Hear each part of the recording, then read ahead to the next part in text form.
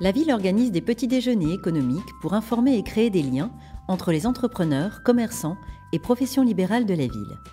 Ils sont organisés sur des thématiques diverses comme la comptabilité, l'embauche d'un apprenti, en fonction de la demande et de l'actualité.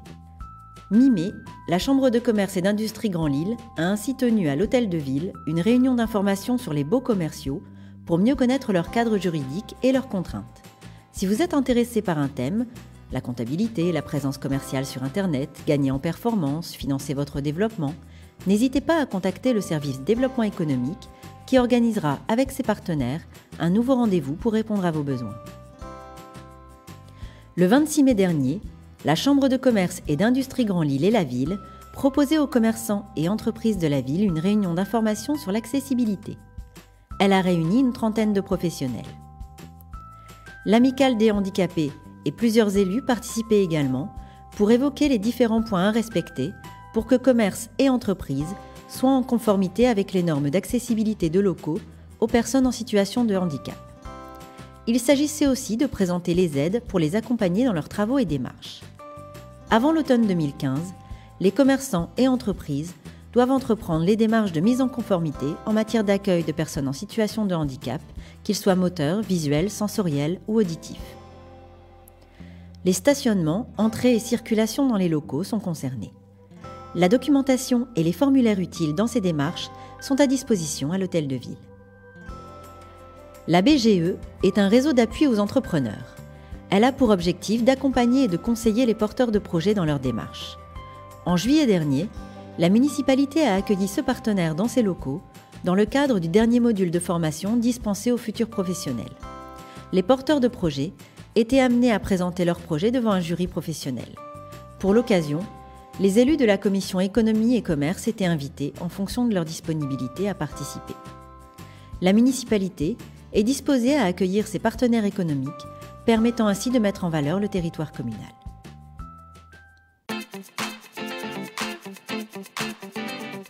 Afin de soutenir le commerce de proximité et de promouvoir ses qualités, la ville a réalisé une campagne de communication sur le thème « Mon commerce à deux pas, c'est plus sympa » en février 2014. Elle renouvellera cette initiative en 2015. En 2014, la ville a imprimé des chéquiers avantages dans le cadre du Fonds d'intervention pour les services, l'artisanat et le commerce. Il s'agit de permettre aux nouveaux habitants de bénéficier d'offres promotionnelles proposées par une vingtaine de commerçants locaux. Ces chéquiers ont été distribués lors des cérémonies d'accueil des nouveaux habitants, mais aussi directement dans les boîtes aux lettres des derniers immeubles sortis de terre, avenue du Général Leclerc ou chemin des Margueritois notamment. Le marché de plein air de Tuménil a lieu tous les jeudis après-midi, place Victor Hugo. Celui de Sainte-Marguerite a lieu tous les mercredis matins, rue Édouard Vaillant. Cette année, quelques animations ont permis de mieux les faire connaître. En avril, des sacs cabas ont été distribués, en partenariat avec la Chambre de commerce et d'industrie Grand Lille. Un jeu concours a aussi été proposé avec le soutien des exposants. Courant juin, les centres sociaux des 5 Bonniers et de la Maison du Chemin Rouge ont proposé des animations sur les marchés à destination des petits et des grands. L'association Les Mordus du Pinceau a également investi la place Victor Hugo pour improviser un atelier de peinture en plein air devant le regard curieux des passants. Les féeries de Noël, organisées conjointement par la ville, le comité d'animation et Force économique, permettent chaque année de créer des animations festives dans la ville, au cœur des quartiers commerçants, avec entre autres des spectacles, des ateliers, un manège. Plus d'une vingtaine de commerçants ont participé à l'opération de Noël avec un jeu concours et ont habillé leurs devantures de sapins parés de décoration réalisés par les accueils de loisirs de la ville.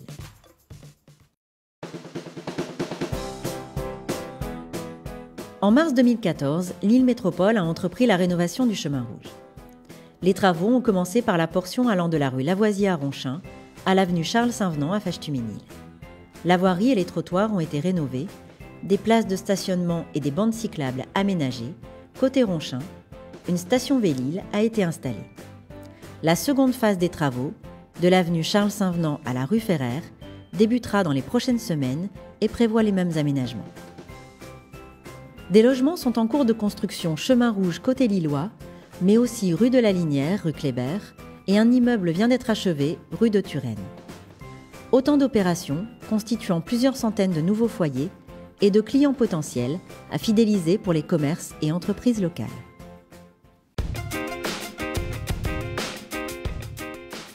La Poste a déménagé en avril dernier au 37 de la rue Carnot.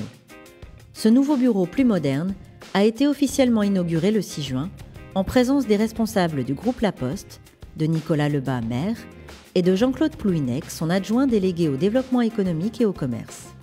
Cette nouvelle localisation est un atout pour la vie commerciale du quartier.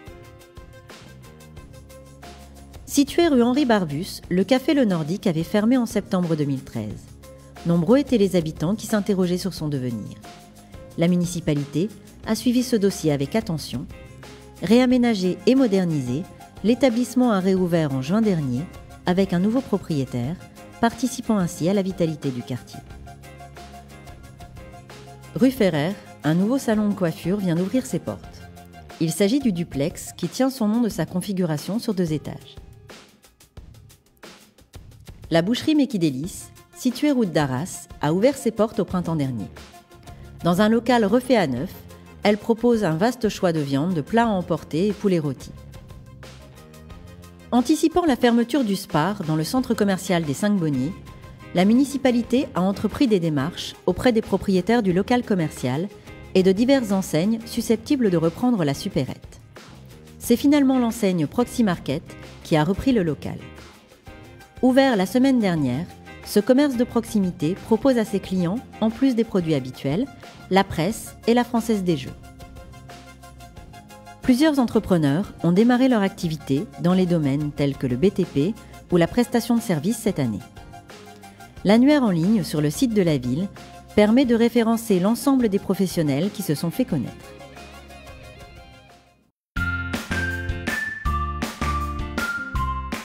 Certains commerces ont changé de gérant en 2014.